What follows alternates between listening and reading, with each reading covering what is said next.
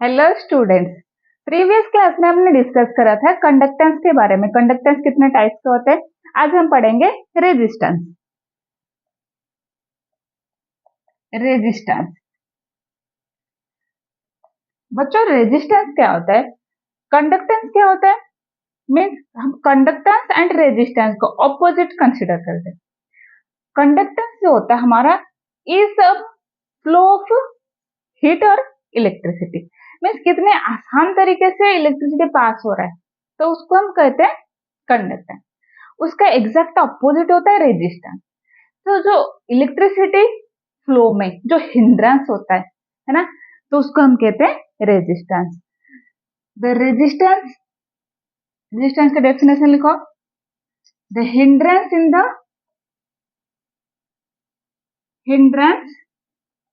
In the flow of electricity.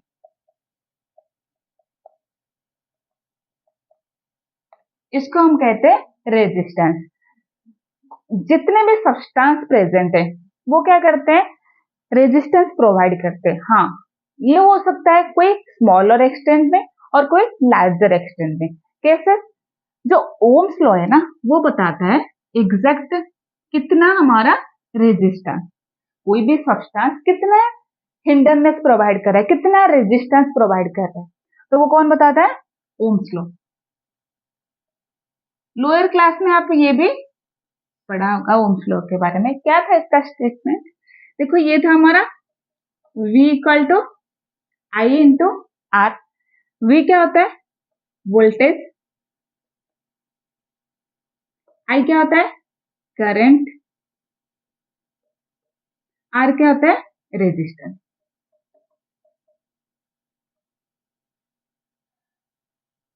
इसमें से हम रेजिस्टेंस निकालेंगे, तो रेजिस्टेंस क्या हो जाएगा, V अपन I। ध्यान से देख लीजिए,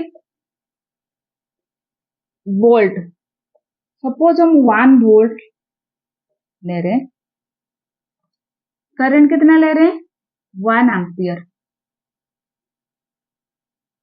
उस केस में जो हमारा रेजिस्टेंस होगा उसको क्या कहेंगे, रेजिस्टेंस इक्वल टू 1 ओम। ये होता है अकॉर्डिंग टू ओम। इस सिंबल को हम क्या कहते हैं, ओम पढ़ते हैं। Resistance clear. इसका ऑपोजिट क्या होगा, रेजिस्टेंस का, रेजिस्टेंस का एग्जैक्ट ऑपोजिट होगा हमारा कंडक्टेंस। कंडक्टेंस का क्या फॉर्मूला बन जाएगा, रेजिस्टेंस को कैसे डिनोट करते हैं, रेजिस्टेंस को आर से डिनोट करते हैं। Conductance, conductance is the reciprocal of resistance. Conductance, conductance को जी से डिनोट करते हैं। जैसे रेजिस्टेंस को आर से, वैसे कंडक्टेंस को जी से। It is the reciprocal of resistance. ये बेसिक बेसिक चीजें ही आपको पता है, रेसिप्रोकल ऑफ रेजिस्टेंस। तो क्या लिखेंगे हम, जी को 1 अपन आर। अब बता सकते हैं इसका यूनिट क्या होगा, 1 अपन आर। रेजिस्टेंस का यूनिट क्या है, रेजिस्टेंस का यूनिट है ओम। तो इसका यूनिट क्या हो जाएगा, ओम इनवर्स। और इसको क्या कहते हैं, मो कहते हैं। इसको ऐसे उल्टा लिख लो, क्लियर। और क्या कहते हैं इसको, साइमन। ठीक है, ओम इनवर्स को, मो को, या फिर साइमन्स को। तो ये हो गया हमारा कंडक्टेंस का यूनिट। जो रेजिस्टेंस है, रेजिस्टेंस किस पे डिपेंडेंट है, ऑब्जर्व किया गया है, रेजिस्टेंस डायरेक्टली प्रोपोर्शनल होता है length of the conductor and inversely proportional होता है एरिया ऑफ द कंडक्टर। उस बेसिस में मैंने आपको वो क्वेश्चन पूछा था, एक मोटी वायर है, एक पतली सी थिन वायर है, दोनों की लेंथ सेम है, तो किस केस में रेजिस्टेंस कितना होगा, कंडक्टेंस कितना होगा, अब बता सकते हैं, है ना। इट इज ऑब्जर्व दैट जो रेजिस्टेंस होता है ना हमारा, resistance directly proportional to length of the conductor, indirectly proportional to area of cross section. देखो इतना तो सिंपल मैथ्स आपको पता है। जब कोई प्रोपोर्शनलिटी कांस्टेंट, देखो ये प्रोपोर्शनलिटी हटाएंगे तो क्या ऐड करेंगे हम, प्रोपोर्शनलिटी कांस्टेंट एल अपॉन ए। ध्यान से देख लो, हमने प्रोपोर्शनल साइन हटाया तो ये है प्रोपोर्शनलिटी कांस्टेंट, प्रोपोर्शनलिटी कांस्टेंट। इसी को क्या कहते हैं, रेजिस्टिविटी। रो, इस सिंबल को क्या कहते हैं बच्चों, इसको कहते हैं रेजिस्टिविटी, रेजिस्टिविटी रो। ये क्या लिखा गया, एल, एल तो आपको पता है लेंथ ऑफ द कंडक्टर, लिखना चाहो तो लिख सकते हो L equal to length of the conductor. A क्या हो जाएगा, ए हो जाएगा हमारा area of cross section, area of cross section. बिल्कुल डिटेल में बता देती हूँ, है तो एल अपॉन ए जो है ना, इसको कहते हैं हमारा cell constant. Clear, L upon A क्या हो जाएगा, सेल कांस्टेंट। क्यों लिख रहे हैं ये सब, आगे यूज होगा ये न्यूमेरिकल में, ठीक है। आर इक्वल टू रेजिस्टेंस क्या आ गया हमारा, रेजिस्टिविटी इंटू सेल कांस्टेंट लिख सकते हो। सपोज आपको रेजिस्टिविटी गिवन होगा एंड सेल कांस्टेंट गिवन होगा, तो आर पूछे तो बता सकते हो। इसको थोड़ा सिंप्लीफाई करके लिखेंगे हम। रेजिस्टेंस का क्या फॉर्मूला निकला है, resistance equal to resistivity into cell constant, resistance equal to resistivity into, इसको क्या कहते हैं, सेल कांस्टेंट।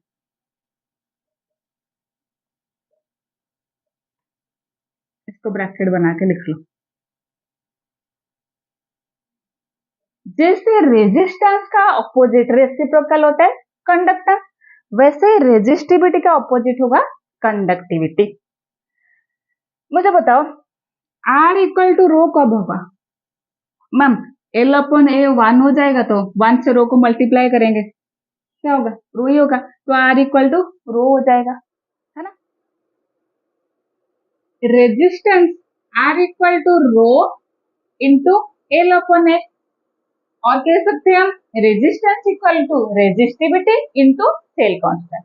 बच्चों जो ये रेजिस्टिविटी है रो, और इसको क्या कह सकते हैं हम, रेजिस्टिविटी और स्पेसिफिक रेजिस्टेंस, रेजिस्टिविटी और स्पेसिफिक रेजिस्टेंस।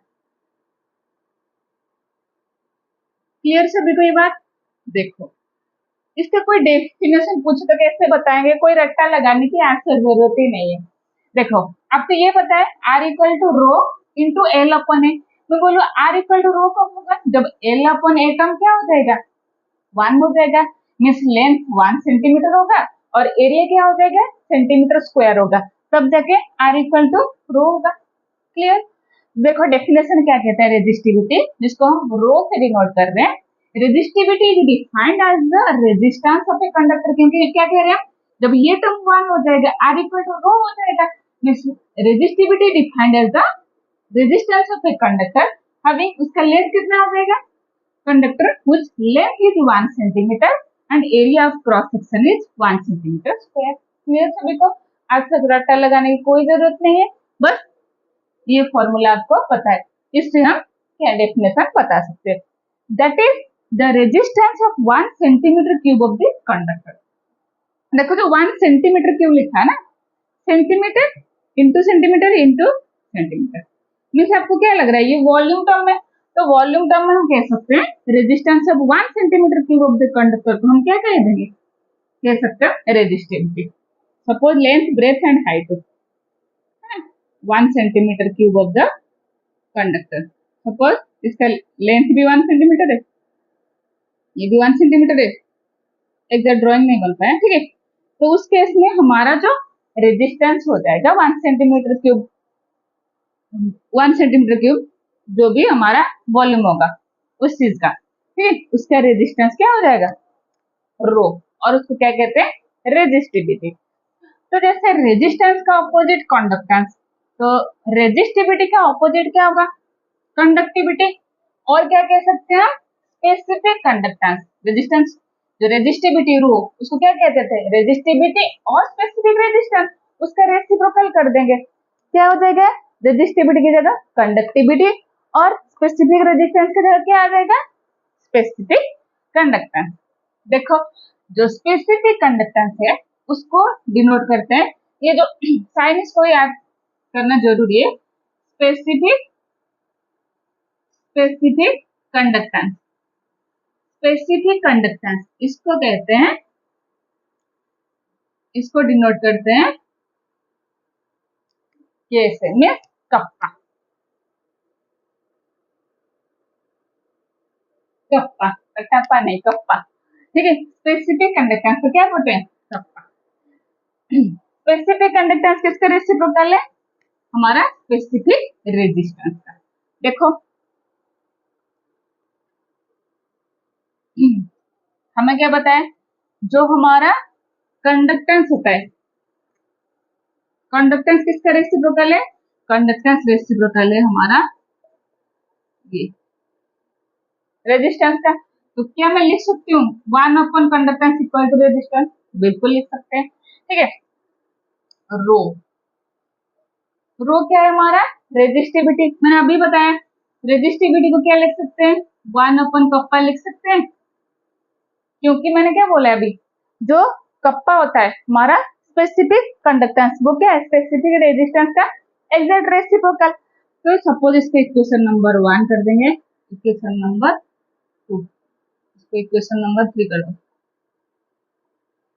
देखो, इक्वेशन नंबर 1 और 2 को 3 में पुट करके देखते हैं।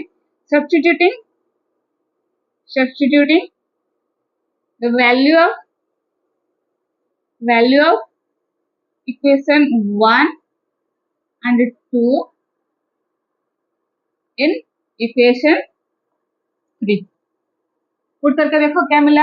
आर के जगह हम क्या पुट कर सकते हैं, 1/g, रो के जगह 1/k इंटू L/A, स्मॉल ए लिखो कैपिटल ए लिखो, ए पता है एरिया क्रॉस सेक्शन। देखो क्या लिखेंगे, हमें क्या निकाला है, स्पेसिफिक कंडक्टेंस। देखो, तो कप्पा, कप्पा क्या हो जाएगा, kappa equal to G, cross multiply कर लो, जी इंटू L/A।